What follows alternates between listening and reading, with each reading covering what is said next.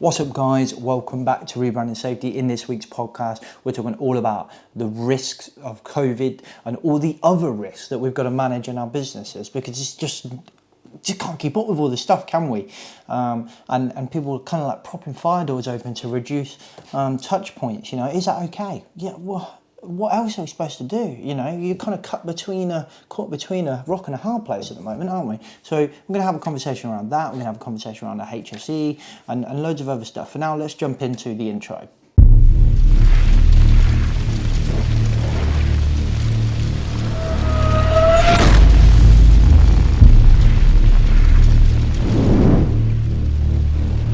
What's up, guys? Welcome back to Rebranding Safety. Rebranding Safety does exactly what it says on the tin. We are here to challenge those perceptions. We are here to challenge those practices of health and safety gone mad. That's what we do. And we do that by providing in-depth conversations on the podcast in long form, so an hour long-ish. And we do that by providing tips and tubes and chips and we do that by providing tips and tricks, etc. on the YouTube channel as well. So if you listen on a podcast, go check out YouTube. If you listen on YouTube, go check out the podcast. This is the last panel. So for the last 4 weeks, we have been doing a COVID panel on Rebranding Safety, which is myself, James MacPherson from Rebranding Safety. We've got Christian Harris from Slip Safety Services and I cannot speak today. Decontamination Clean UK, David McLean from DRM Group, and Jonathan Dempsey from Red Laces. We've created a little panel to just kind of chew the fat, essentially, around coronavirus and all this stuff that's going on. And today is the last weekly panel. So as you probably know, if you're a regular here, we've been doing a weekly panel that's replaced our previous content. We wanted to cover the lockdown.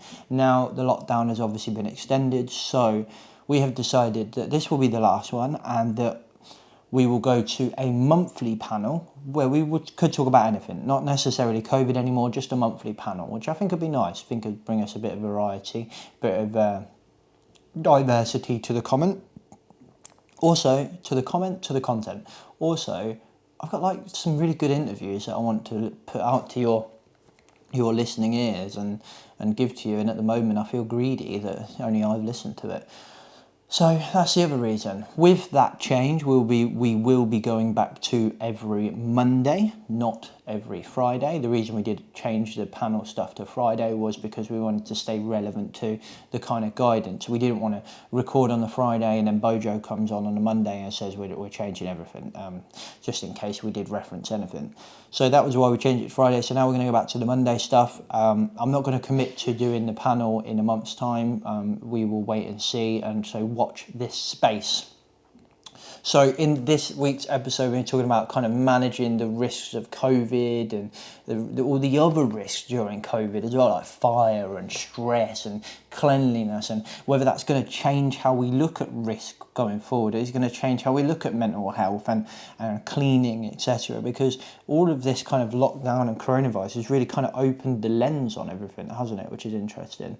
So we're going to talk about those as well. We'll talk about the HSE's reaction briefly in the beginning, and that we have a brief discussion about RIDOOR, and just loads of stuff. So these panels, I've thoroughly enjoyed them, but I would love to know if you've enjoyed them. So please comment below if you've enjoyed these panels, you want to see more, and let us know what you want us to discuss in the next one as well. So without further ado, let's get into the government guidance and the NHS guidance for coronavirus. You should only be leaving the house for one of 4 reasons. Shopping for basic necessities, for example, food, medicine, and that must be as infrequent as possible. 1 form of exercise a day, for example, a run, walk or a cycle. Alone or with members of your household. You can leave the house for any medical needs or provide care to or help to a vulnerable person, and you can travel to and from work, but only where this can absolutely not be done from home. And it is important that whilst you are doing these for one of 4 reasons, you must maintain social distancing as well. 2 meters, people. Come on, we're British, we don't like talking to each other anyway, so we can maintain 2 meters away from each other. Make sure you do it. Please listen. please pay attention to it. And if you need any further guidance, we've linked all the government and the NHS guidance below, and even the BBC's coronavirus podcast, which I found quite interesting, down in the description below. We've also linked all the websites to the three gentlemen that are on the panel in the description below. So if you like what they're saying, you can go get all of those links. It's pretty much the must be the record-breaking, rebranding safety record-breaking of links below, because there's just hundreds of them. Without further ado, let's get into the podcast. Yo! Hello, there he is. Matching colours today, I see. British and Irish Lions, I like it. Somebody's missing the rugby. Unity, unified, we are as one. Love it. Right, gentlemen, let's get straight into it then, because as you know, we have a time limit on Zoom, as Mr. Dempsey found out last week, actually. Just a quick, how are we all? So, Jonathan, how are you?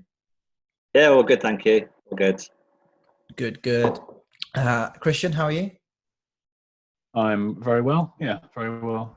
Good. And David McLean, you look and sound like you're bouncing off the walls, mate. Are you okay? I really am. I am fantastic, yeah.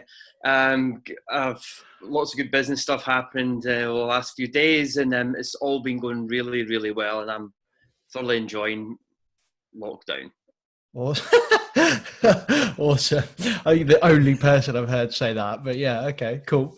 I don't know if it sounds echoey or not, but I've been relegated to the kitchen. The ordering a desk and changing of studio facade continues on. So I'm not in our new studio yet. Well, new studio, that sounds like a really sound quality is good. You are? Apologies, sorry. I'm just going to say the sound quality is really good. You are? I still didn't get what you said. Sorry, I'm saying the sound quality is very good. You wouldn't know any different. Thank you. Well, obviously my sound quality is not very good. No, my accent probably. Oh, right. Let's get into this then. So we want to kind of just have a little chat today about all the other crap that we have to deal with on a day-to-day basis that still exists, all those other risks that still exist now that we're dealing with this unprecedented pandemic, as everybody kind of is fed up of that saying.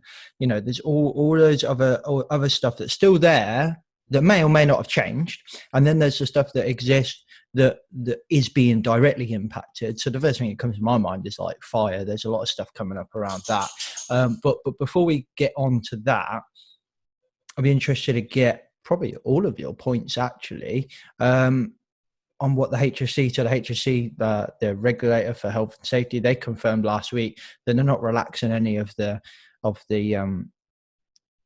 what's the word I'm looking for? Legislation. There we go, of the requirements. So nothing's been relaxed. Everything's the same. Your legal duties are still the same. It didn't really surprise me at all, if I'm honest. I couldn't imagine them relaxing anything and saying, hey, it's okay if you burn somebody alive or kill them in a lift because we're trying to deal with COVID. I don't know what you guys thought about it. I think, they had to take that decision. I think in reality, will they be a bit more pragmatic? I think they might. The other thing that's come out that I think is interesting, once we've heard from the guys on that point, is actually this whole thing about RIDOOR reporting of COVID cases. If there's any, as I understand it, any slight chance that they may have got it at work, is supposed to be recording it as a RIDOOR, which seems a bit over the top. Yeah, that's a good point actually. I might come on to that. JD, what were your thoughts when you kind of saw that? I wasn't really surprised. Were you? Not really. I mean, what else can they say? I was actually surprised that it took so long for the HSE to really get into any kind of news at all. There was I think, a joint agreement last week between the GMB, the HSE, and one or two others, and I saw a joint statement that kind of said that they're all working together. But really, the HSE have been pretty much silent on this whole thing. I think we talk about kind of IOSH and a lot of the safety profession, and kind of a little bit silent. Probably looking for like the Institute of Directors, the HSE, and a few of them right out at the start, saying, this is how we want you to work with it. Probably haven't seen it, but I think what we do know is that there's less regulation happening. So even environmental health officers, going food hygiene, health and safety in other local authority premises, there's less regulation around at the moment because people are having to focus on the essential.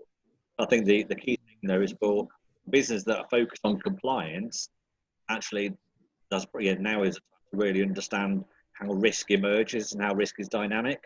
So actually, the HSE coming out is only relevant if you're breaking the law, if you're willfully or neglecting, not doing what you should be doing. Actually, HSE would not come out for routine inspection.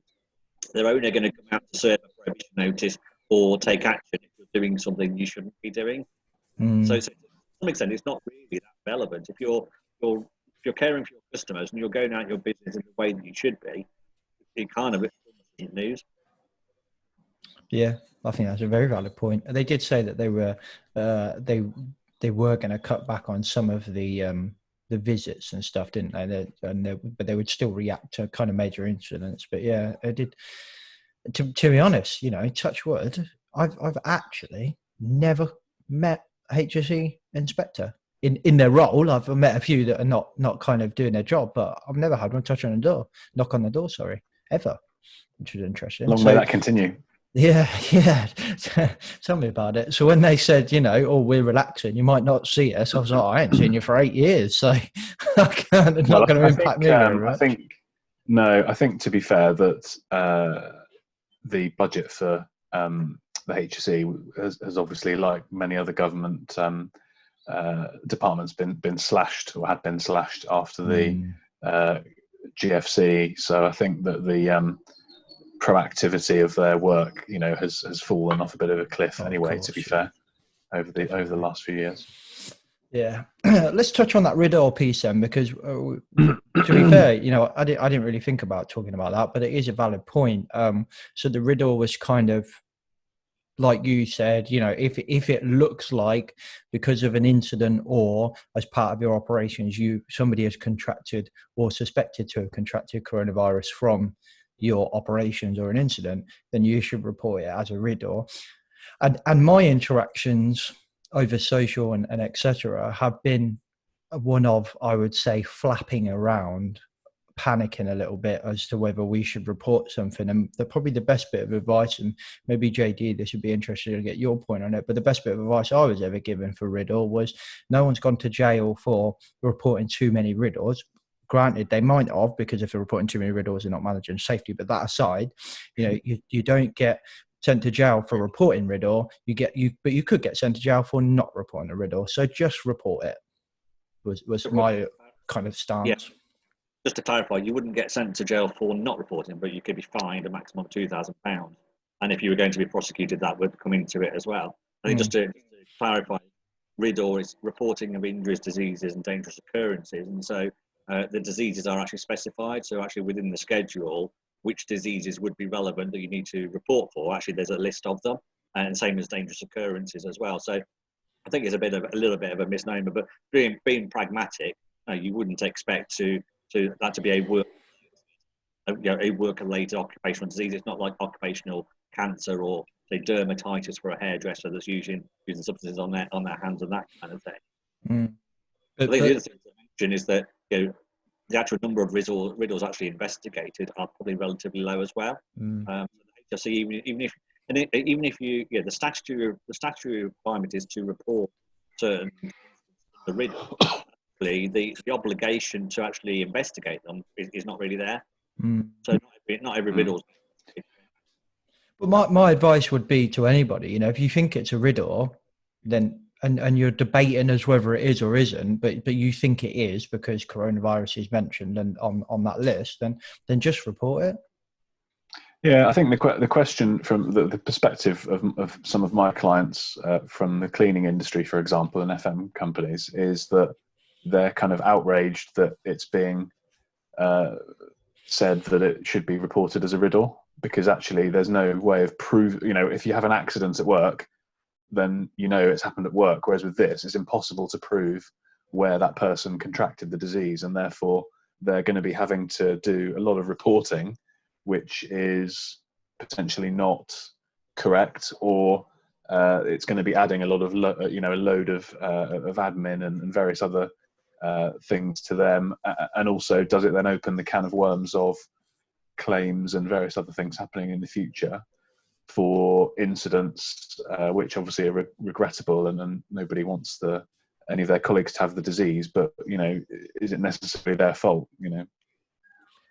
Does that mean it's potentially a knee-jerk reaction then, from the government or from the HSE? Then would you say that to make sure that it's because it's such a big problem at the moment, somebody needs to do it, but does it go under the governance of a business or not? I wonder whether it was partly a backhanded way to encourage businesses to manage the risk of coronavirus, to encourage people to social distance, to encourage businesses to manage these risks. Because let's be honest, not every business is following the guidance as best they can, and there are some businesses that physically can't do that stuff, and that is fine. But I wonder whether it was a backhanded way of doing it. But my response to people that are my response always to people that are kind of getting uppity about reporting RIDOORs is like, if it comes to a point where the HSE get involved or you have a civil claim or something like that, there will always be a potential. Granted, civil is a little bit easier to win if you're the claimant, but there's always going to be some form of investigation. So especially from a criminal HSE enforcement point of view, they will investigate. To be honest, we've got somebody that used to be a health officer on the call, so I assume JD, you'd be able to tell us how that actually works. Yeah, I mean, certainly in kind of leisure, hotel and leisure, which is where some Christians clients a lot of them are based as well. So, like I say, in not all cases will be investigated, but a full investigation would be undertaken by an environmental health officer who regulates health and safety in some premises with the same powers as a HSE inspector would have, and that would be following on what's actually put in the RIDOOR notification, and then a full investigation on the circumstances that happened. But it's worth noting that an investigation quite often starts with a thread and then it's following that thread. So it's sometimes a RIDOOR might be a fairly, let's say, relatively low level injury, but actually it opens up a whole thread of how an organisation's behaved. I think when we're talking about say the competent person, not every organisation, every business will have a safety director. You all need to have access to safety advice. Now, sometimes that might be outsourced, and again, we can provide with that. The people on the call can help with that. And I think if you were to just send off, as an environmental health officer, if I receive, say, lots of RIDOORs from an organisation in relation to COVID, for me, I'd be asking the question: does that organisation have access to competent advice? Because that seems to me that a bit of a knee-jerk reaction. They've seen some of the news. They think they better send the reports in. It probably sounds like they've not got competent advice. They're not thinking things through. So yes, whilst you taking your initial point, James, that if you're not sure, send in a RIDOOR rather than don't and potentially get picked up on it. I would probably caveat that with, there should be a formed approach to it. And certainly for a larger organisation, if a larger organisation was sending in RIDOORs when it really didn't seem appropriate to, that in itself might be a bigger concern. Yeah, that's a fair point. And to be fair, most of the people that I'm coming across that are flapping about it are who I would call competent professionals. So yeah, maybe I didn't make that clear, but yeah, I agree. Let's try and move on then. That was quite an interesting chat, actually. Thanks for bringing that up, Christian. So it's just quite interesting. I've just been on a kind of a conference call all about like capacity and safety 2, which is like kind of engaging my brain, and I'm in that kind of safety 2 mindset at the moment, which I do want to be, but I'm just kind of interested in that when I kind of think back to my recent engagements and things that I've seen, there seems to be a little bit of a disconnection with insurers and the real world. Now, anyone that's listening to my podcast, I do give insurers, along with a lot of other big businesses, a hard time. But I know the two gentlemen at the bottom of my screen work very closely with insurers and have previously spoke quite highly of them. But I'll give you the interaction I came across on social media. So basically, an insurer said because of coronavirus, we're not going to carry out thorough inspections on your lift. So those who don't know, thorough inspection is basically like a thorough inspection carried out by the insurers normally, so a competent engineer that makes sure the lift, all the key components of the lift are working. It's a legal requirement under LOLA, right? So you have to do it. So something goes wrong, right? And let's say there's a civil claim, right? It goes to your insurers. What your insurers say, was a thorough inspection done? We're going to say no, because you do our thorough inspection and you didn't send anyone out because of coronavirus. And then and now those are my kind of arguments. When we got down to the crux of it, actually turned out this was a capacity issue that, you know, that they were struggling to keep up before. And now they're really starting to struggle because people are going off, et cetera, et cetera.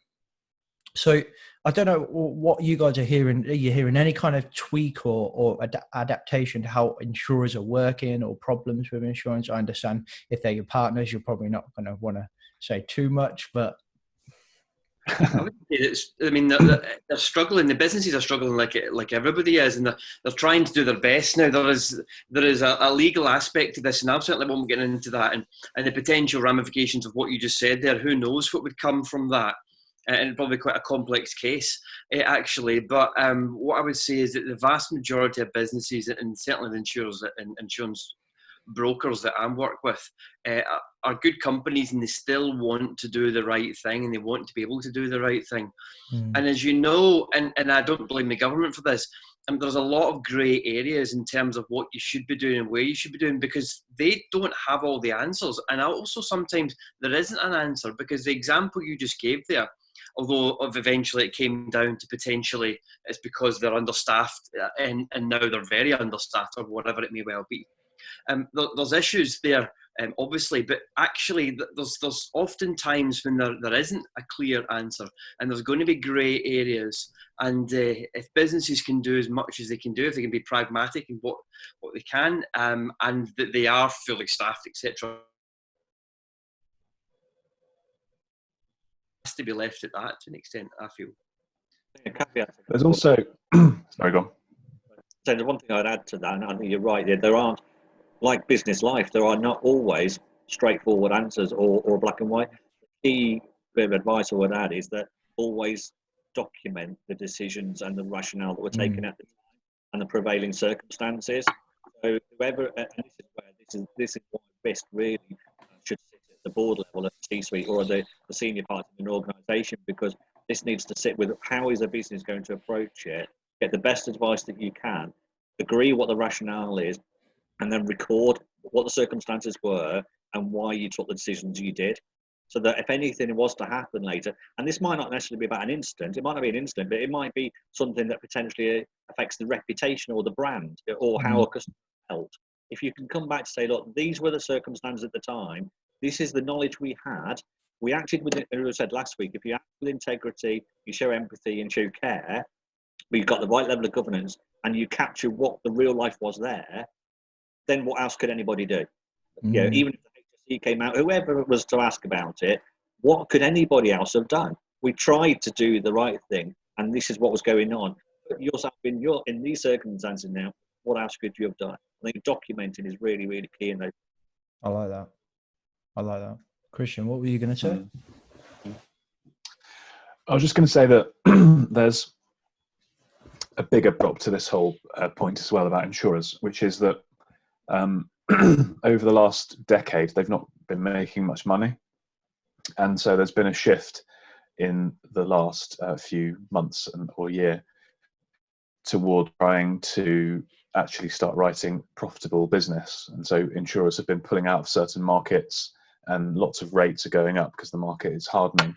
But because they haven't been making that much profit, they've been, in many cases, not all cases, but trying to operate on a sort of pared back basis and strip back headcount and so on and so forth. So just like the HSE, if there's limited funds, you get fewer visits.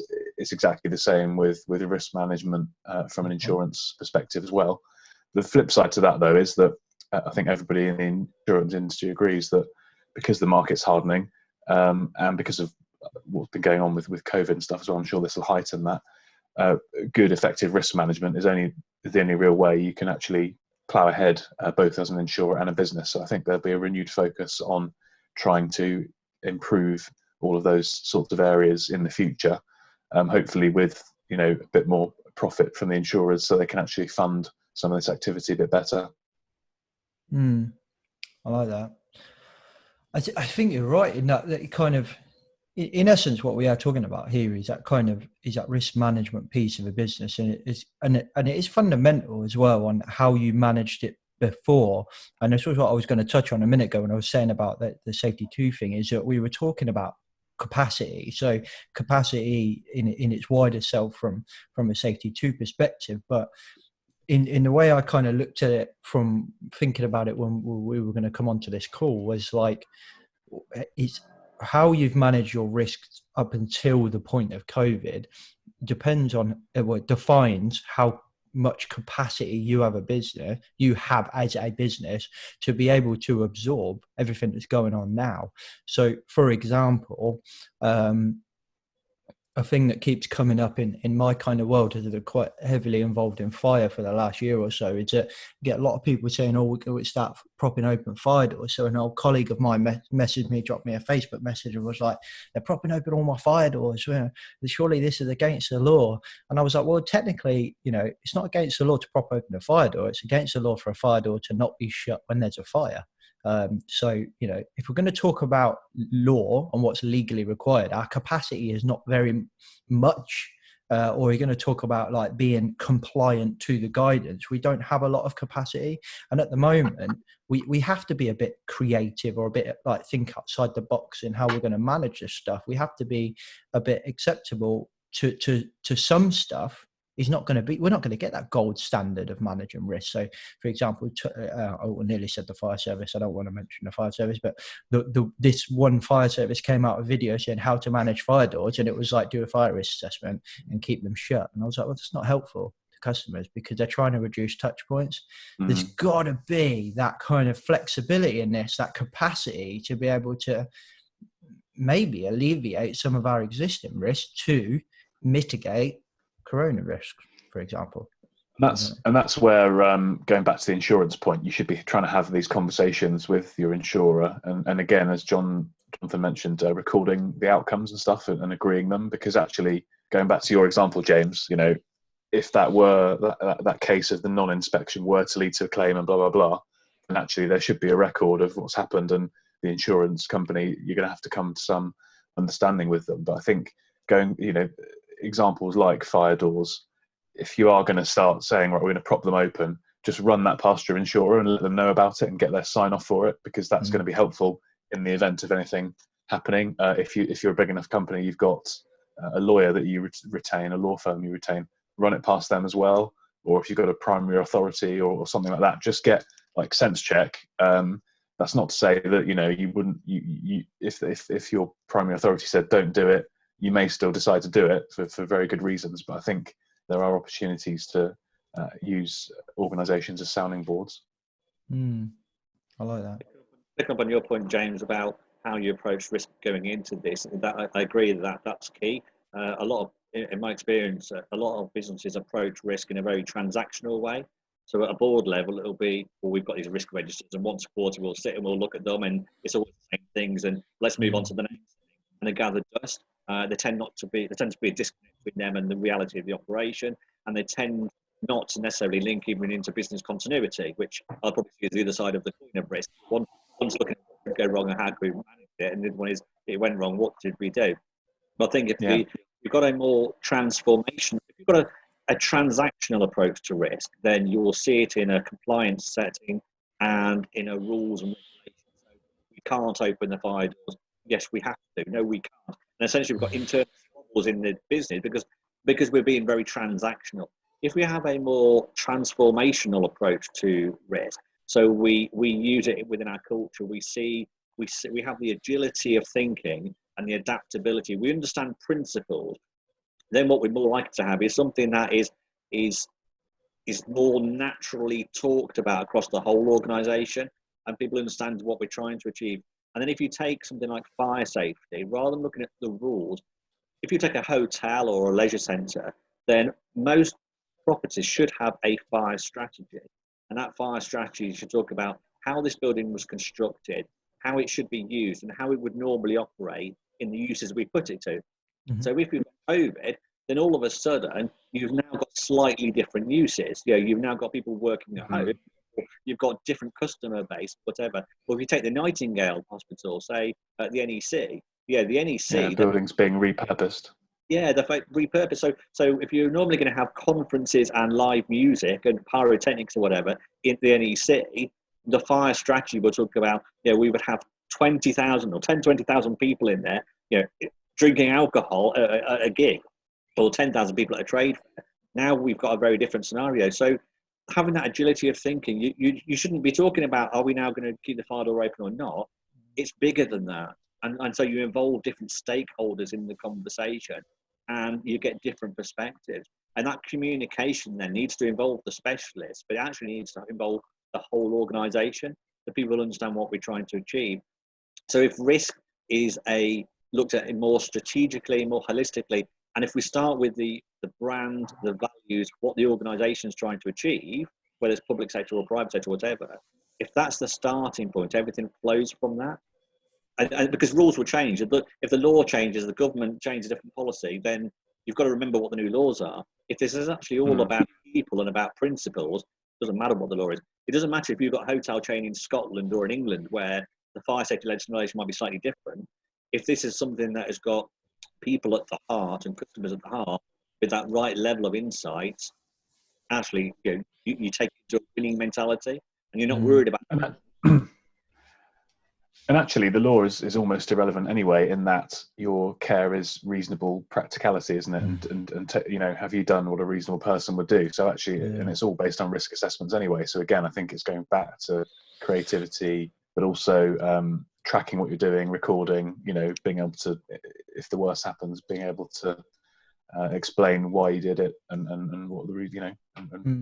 I agree. I think that's always been my argument against people that say, we want to be compliant. Well, what is compliant to you? Like the law says be reasonable and be practicable. My idea of reasonable and practicable will be completely different from you three. So compliance is like a mute argument, really. But you have those. It's interesting, and this is another kind of side question actually. But thinking and listening to what you were saying, JD, there about. So we when you first came on our podcast, we had that conversation around compliance, and I'm thinking again about that capacity piece. Is that we were in a state of disrepair really from the management of fire safety as a nation across pretty much all industries, and when you're running at that kind of bare capacity, you run into the bare minimum you can. You've got problems with your compartmentation, your fire doors are not maintained, your alarm's 40 years old, etc. And we have been living in this kind of false sense of security, I think, outside of management of fire safety, but in everything, a full sense of security that ain't nothing going to happen to us.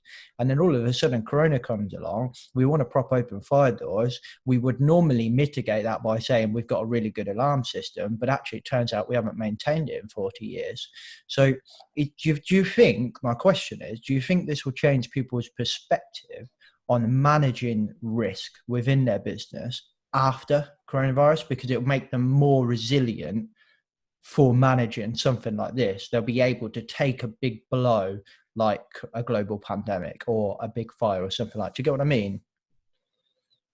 I think we're likely to see a bit more of a polarizing between those, again, that were very transactional going into this and those that weren't. So for organizations that were very transactional going into this, that have rules-based approaches, risk registers gathering, when they come back to what they think is when they come back to what's the new normal, I think they'll be going back to their old ways and won't know what to do. I think it's the businesses that are more transformational that will be pivoting now. They will be looking at, well, what have we learned? What are we learning now? What are we learning, and how is this going to help us? How can we get ready for the government's exit strategy when business comes back online again? What should we focus on? How can we prioritize, and how can we involve our people in that? And how can we get ready for what the new market is? I think we'll see a polarizing between the two. Interesting. I don't see them actually using risk at all. It's something that's left to a risk manager or probably an internal audit team or a finance. Yeah. I just add into that, if you don't mind as well, but people are on pause. And there's this strange, I mean, I don't want to get too much politics involved in here, but this came from a guy I know who lives outside this country, and that Britain as a country is still a socialist country to an extent, and that we believe that somebody else will sort it. We believe that the government are there and supposed to sort out our problems, and we're supposed to sort, and someone else will deal with it, and including business leaders, that the government will take care of us. And it's exactly as JD was saying, change is a very challenging thing. It's very, very difficult. And even when you're up against it, people won't change. And it's, as they said, it's adapting and overcoming is what people need to do, and take the matter into their own hands and not wait to go back to normal, because there is no normal. That's not real. So there will be a level of inverted commas normality going back. But people need to use this time to actually make change and to do something with it personally, and in terms of business leaders as well. That's interesting. I quite like that. You know, we are very much in a way. Now, I never would have said that before, but the second you said that, I was like, well, yeah, we are. That's fascinating. Yeah. Do you think it will change? Sorry, apologies, go on. So from the same, this kind of the same question that was to JD about how we look and manage risk before this. Do you think that same thing then applies to how we manage mental health within ourselves and in our business as leaders, etc., to enable us to be, because these are really challenging times from a mental health point of view, but as a business we need to be a lot more resilient to be able to absorb things like this. Do you think our perspectives on managing that would change as well? And bear in mind, we only have 7 minutes left. Yeah, I mean, I'll just give it brief and let anyone else speak as well. But yeah, things have to change. And the principle, as you know, that I always talk about is thoughts create feelings, feelings create actions, and actions will produce our results. So if the results need to change, then you need to change your thinking. People think that they don't. The vast majority of people do not. They confuse mental activity with thinking. Most people haven't thought since they've been 18 or 21 or 22, since they left school. And thinking and reading and listening to podcasts, etc., that's not thinking. So critical thinking, changing, making changes, it takes a lot of energy in your brain, which is why we don't do it. The blood glucose, the brain, evolutionary, we're programmed so we don't do that, so we just run off habitual behaviour. So if 99% of us is habitual and we keep doing the same old thing day after day, even when we know we should change, it will keep going on and on and on. So people need to start to recognise that and say that they need to push. And to answer your point a little bit more succinctly, in terms of the mental health, lower mental health will stop the chemicals flowing, the happy chemicals flowing. It'll make you feeling more low, make you less motivated, so even less likely to do what you need to do. So that's why mental health, or good mental health anyway, and high mental well-being is so important in this particular time, because it's directly linked to motivation, it's directly linked to coping mechanisms, directly linked to your ability to make tough decisions and do what's necessary. We've all been there. I really need to do this, but I can't be bothered. And you just wait until, whatever it is basically on top of you. And then you think, do you know what, I better do that thing. We've all been there. And it's exactly the same principle, however, a lot worse nationally. Oh, the government will sort it. So I don't need to do anything. In other words, somebody else will sort it. The boss will sort it. The shareholders will sort it. HSE will sort it. No, the buck stops with the individual. I like that.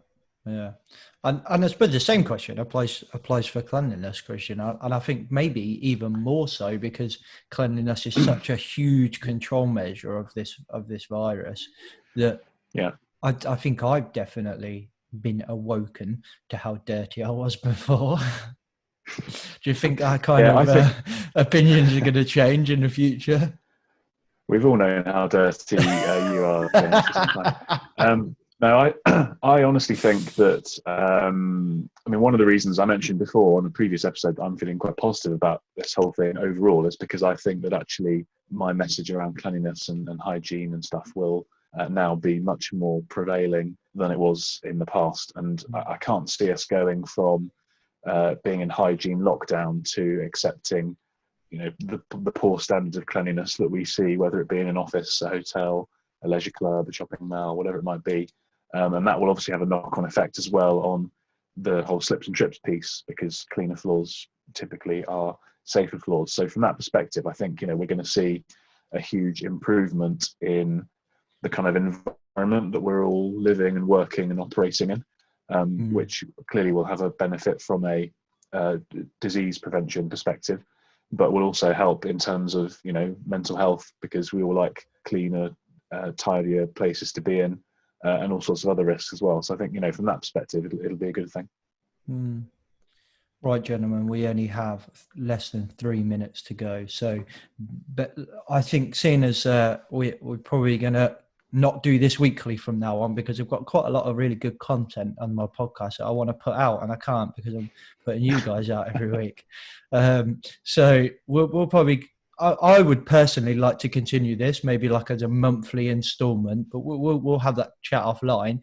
But seeing as it is potentially the last one for now, I do think I should allow you three time to just give your businesses a little shout out. And seeing as Jonathan was cut off last week, I feel it's only right that Jonathan goes first. So, Mr. Dempsey, an introduction to yourself and a little plug to Red Laces.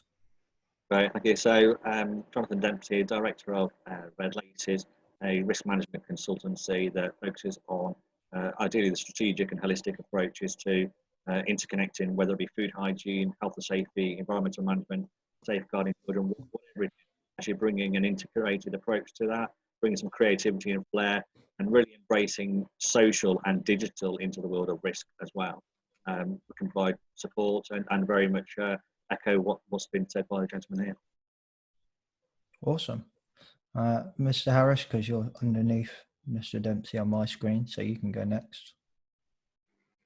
Well, simply put, I help people to improve the hygiene and cleanliness and safety of their buildings, principally around floors in higher risk environments. So stopping slips, stopping people getting hurt, stopping insurance claims, and producing cleaner, more hygienic environments.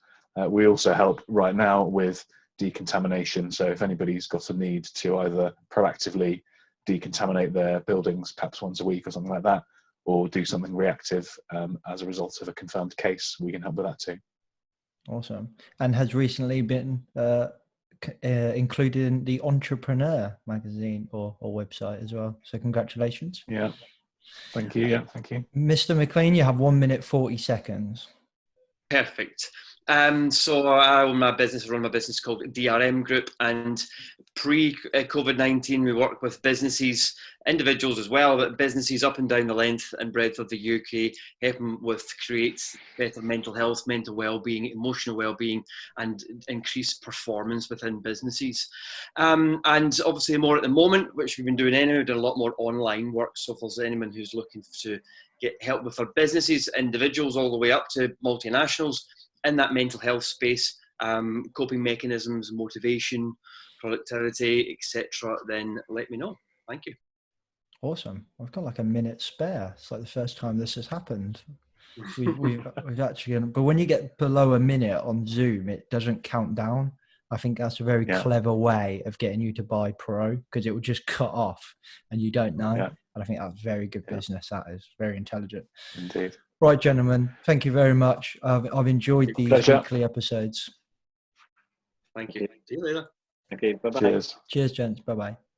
What's up, guys? I hope you enjoyed that episode. Bit sad, the last one, just as we were getting used to it and we were in our stride and we were finally finishing on time within the 40 minutes. But don't forget, we're going to be coming back doing these panels once a month again. So let us know what you want us to talk about. If you've got any questions, let us know. Let us know if you want to get involved as well. That's annoying. Like I say, that's the last episode of the weekly COVID panels. We'll be going back to our Monday release of normal stuff, normal interviews and me waffling on, etc. And we will continue to do the panels, but we'll continue to do them probably once a month. Let me know what you think. You want to hear a specific topic for us to discuss? You got any questions, etc.? Let us know. And yeah, that's pretty much it. Don't forget to hit subscribe and all of that stuff if you're listening on YouTube. If you're listening on iTunes, don't forget to give us a rate and review, please. And if you do it, don't forget to screenshot it and let us know. And if you can think of one person, just one, that's all I'm asking from you, just one person that you could share this podcast with, I would be eternally grateful to you. And if you do one of those things, whether you share it or whether you give us a rate and review, then screenshot it or tag us in the share, and I will create you a handmade card and post it to you or something, maybe. I don't know. Let's just do it. If you do it, I'll see if I fancy that. On the flip side, I'll catch you next week in the podcast. Peace out. Safe.